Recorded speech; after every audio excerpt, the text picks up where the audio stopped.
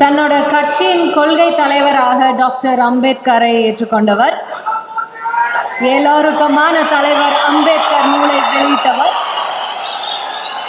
அவரை சிறப்புரை ஆற்ற அழைக்க வேண்டாமா? தமிழக வெற்றி கழகத்தின் தலைவர் திரு விஜய் அவர்களை அழைக்கிறோம். Sir, please join us, sir.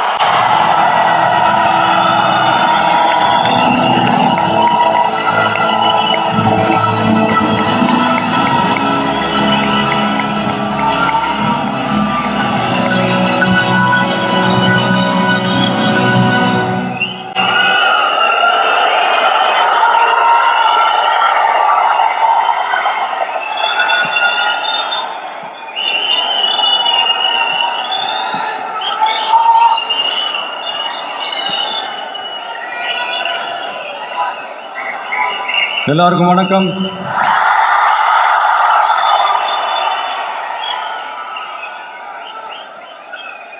அண்ணல் அம்பேத்கர் அவர்களுடைய இந்த நூல் வெளியீட்டு விழாவில் கலந்துக்கிறது, அதுவும் இந்த முக்கியமான நாளில் கலந்துக்கிறது எனக்கு கிடைச்ச மிகப்பெரிய ஒரு வரமாக நான் நினைக்கிறேன். விகடன் குழும நிறுவன தலைவர் திரு ஸ்ரீனிவாசன் அவர்கள், அண்ணல் அம்பேத்கர் அவர்களுடைய பேரன் திரு ஆனந்த் டெல்டும்டே அவர்கள், நீதியரசர் ஓய்வு பெற்ற நீதியரசர் திரு சந்துரு அவர்கள், திரு ஆதவ் அர்ஜுனா அவர்கள், என் நெஞ்சில் குடியிருக்கும்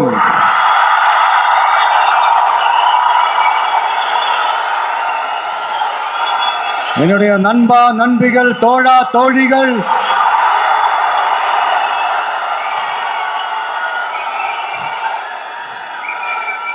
உங்க எல்லாரு கூடவும் இவங்க எல்லாரு கூடவும் இந்த ஸ்டேஜில் நானும் இருக்கிறது எனக்கு ரொம்ப பெருமையா இருக்கு. முக்கியமா இப்படி ஒரு ஃபங்க்ஷனை ஏற்பாடு பண்ணி எனக்கு அந்த வாய்ப்பை கொடுத்த விகடன் குழுமத்திற்கு என்னுடைய மனமார்ந்த நன்றிகளை தெரிவிச்சுக்கிறேன்.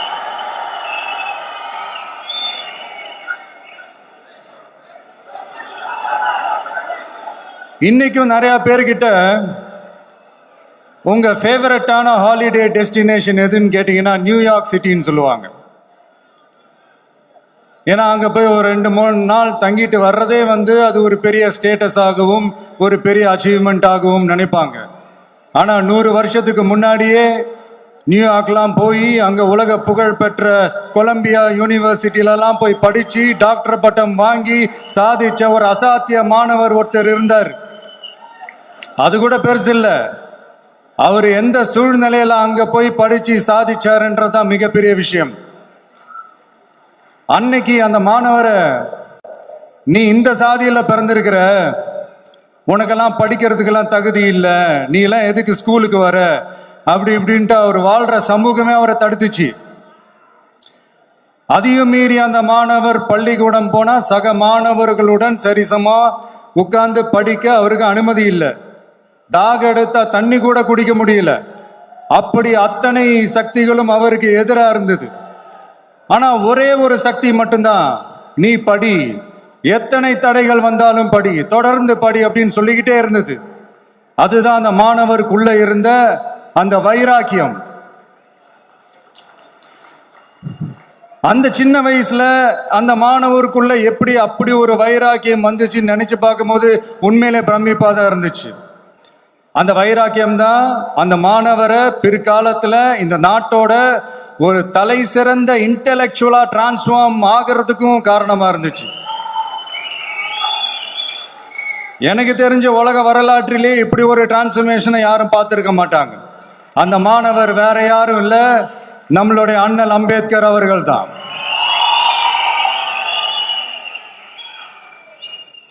வன்மத்தை மட்டுமே தனக்கு காட்டிய இந்த சமூகத்திற்கு அவர் திருப்பி என்ன செஞ்சாரு அப்படின்னு அதை படிச்சு பார்க்கும்போது உண்மையிலே மெய்சில் இருக்க வச்சுது.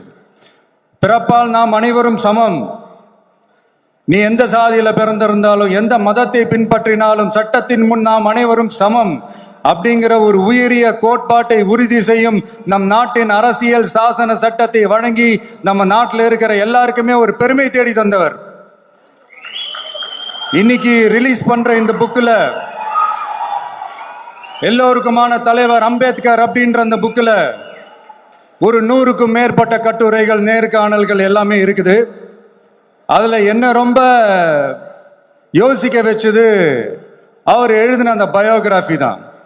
வெயிட்டிங் ஃபார் அ வீசான்னு சொல்லி அதுக்கு தலைப்பு வச்சிருந்தார்.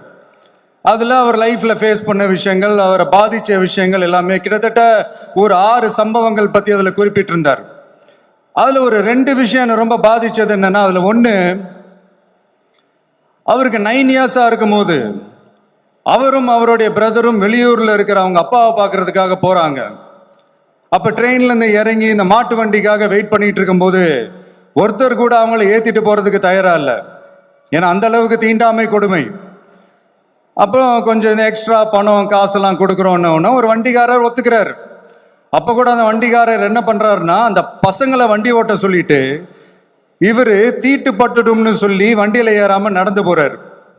அந்த நாள் முழுக்க அந்த பசங்களுக்கு குடிக்க தண்ணி கூட கொடுக்காம அந்த டிராவல் எவ்வளவு கொடுமையா இருந்துச்சுன்னு சொல்லி அதில் மென்ஷன் பண்ணியிருந்தார்.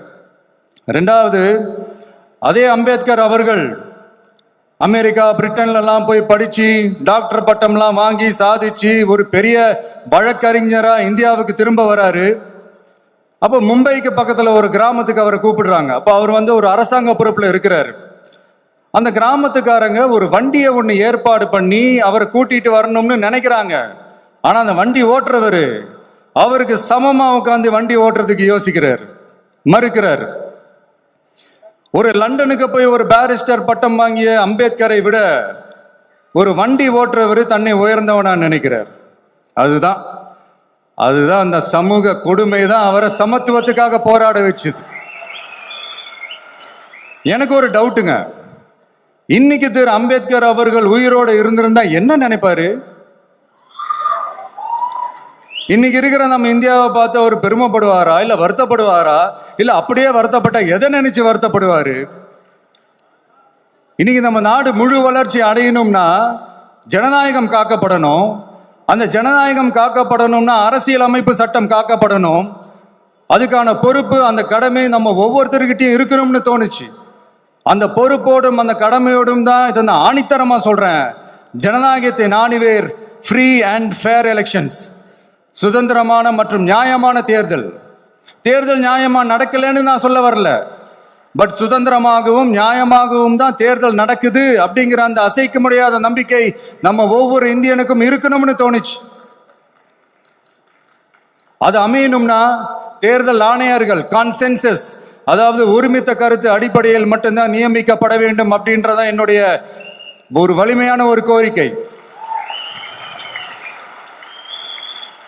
2வது, ஏப்ரல் 14 அண்ணல் அம்பேத்கர் அவர்களுடைய பிறந்த நாள். அன்னைக்குதான் நம்ம ஒட்டுமொத்த இந்தியர்களுக்குமான ஜனநாயக உரிமைகள் பிறந்த தினம். அதனால அந்த டேட்டை இந்தியாவோட ஜனநாயக உரிமைகள் தினமா அறிவிக்கணும்.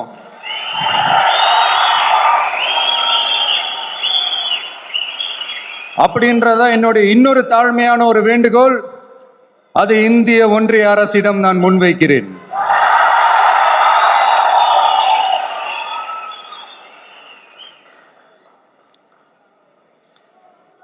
அம்பேத்கர் அவர்களை பத்தி யோசிக்கும் போது கண்டிப்பா சட்டம் ஒழுங்கு, சமூக நீதியை பத்தி யோசிக்காம இருக்கவே முடியாது. இன்னைக்கும் மணிப்பூர்ல என்ன நடக்குதுன்னு நம்ம எல்லாருக்குமே தெரியும். ஆனா அதை பத்தி கொஞ்சம் கூட அதை கண்டுக்காம ஒரு அரசு மேல இருந்து நம்மளை ஆண்டுகிட்டு இருக்கு.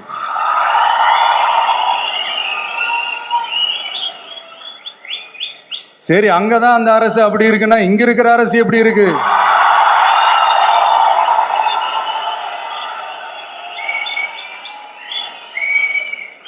இங்க நம்ம தமிழ்நாட்டில் வேங்கை வயல்னு ஒரு ஊர்ல என்ன நடந்துச்சுன்னு நம்ம எல்லாருக்குமே தெரியும்.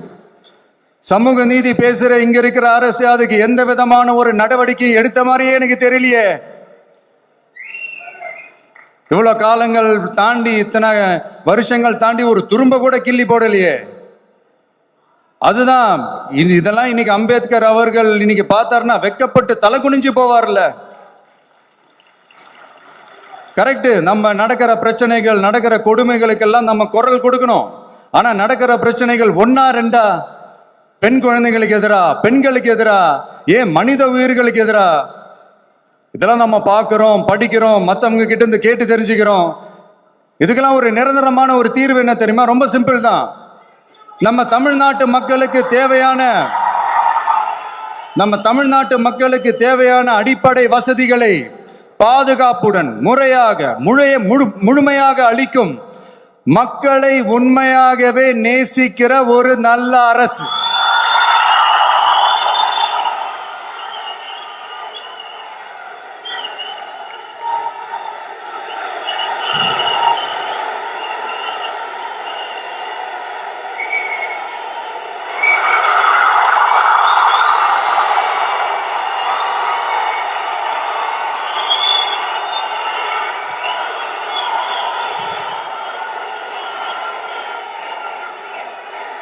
அதான் சொன்னேன், இது அமைஞ்சிட்டாலே போதும், அதான் ரொம்ப சிம்பிள்னு சொன்னேன்.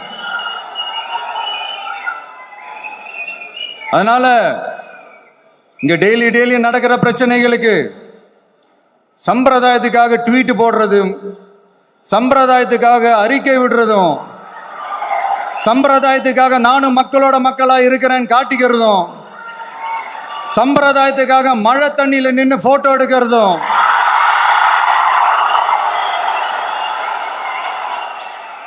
எனக்கு அதுல கொஞ்சம் கூட உடன்பாடே இல்லை. பட் என்ன பண்றது, நம்மளும் சம்பிரதாயத்துக்காக சில நேரத்தில் அந்த மாதிரி செய்ய வேண்டியதா போயிடுது. அதாவது என்ன சொல்ல வரேன்னா, மக்களோட உரிமைகளுக்காகவும் அவங்களோட உணர்வு பூர்வமாக இருக்கணும். என்ன ஒவ்வொருத்தரும் அவங்க குடும்பத்துல ஒருத்தனா நினைச்சிட்டு இருக்கிற அவங்க தமிழ்நாட்டில் அவங்களுக்கு எங்க என்ன பிரச்சனை நடந்தாலும் அவங்களோட உரிமைகளுக்காகவும் அவங்களோட உணர்வு பூர்வமாக இருப்பேன். எப்பவுமே அப்படிதான் இருப்பேன்.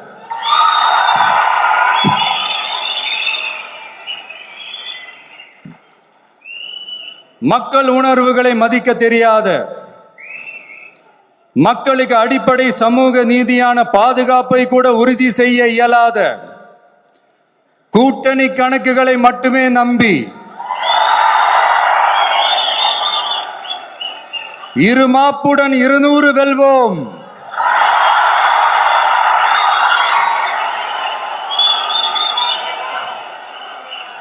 என்று எகத்தால முழக்கமிடும் மக்கள் விரோத ஆட்சியாளர்களுக்கு என் மக்களோடு இணைந்து நான் விடுக்கும் எச்சரிக்கை,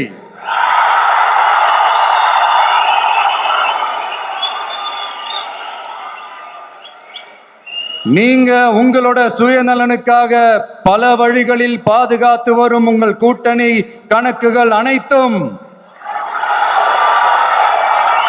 2026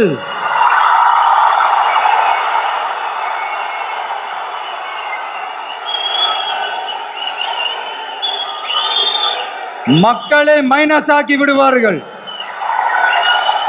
மக்களே மைனஸ் ஆக்கி விடுவார்கள். மக்களே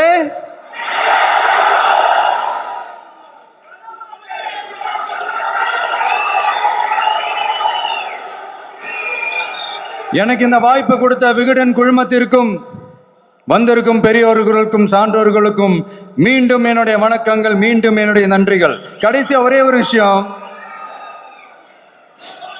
விடுதலை சிறுத்தைகள் தலைவர் திரு தோல் திருமாவளவன் அவர்கள்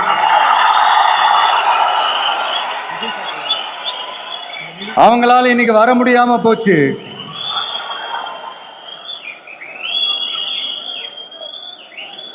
அம்பேத்கர் அவர்களுடைய புத்தக வெளியீட்டு விழாவிற்கு கூட அவரால் கலந்துக்க முடியாத அளவிற்கு